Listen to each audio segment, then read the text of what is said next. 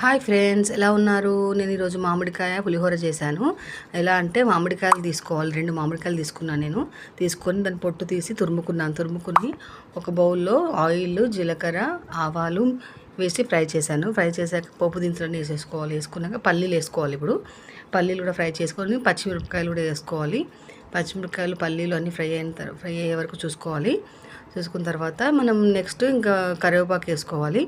కరివేపాకు తగినంత వేసుకోండి, ఒక 4 రెమ్మలు వేసేసుకొని ఇది ఫ్రై అయ్యేంత వరకు ఉంచాక అందులో మనం తురుముకుని పెట్టుకున్న ఉంది కదా మామిడికాయ, అది వేసుకోండి. వేసుకొని కొంచెం సేపు ఉంచాలి, ఫ్రై కొంచెం మగ్గేంత వరకు ఉంచేసి తర్వాత తీసి మనము వేడి రైస్ తీసుకొని వేరే బౌల్లో వేసి పెట్టుకోవాలి. కొంచెం గాలి వచ్చి చల్లగా అవుతుంది. తర్వాత ఇప్పుడు ఇందులో మనం ఈ తురుముని వేసుకొని కలిపేసుకోవాలి. మంచిగా కలుపుకోవాలి కలిసేంత వరకు. అంతే, మామిడికాయ పులిహోర రెడీ.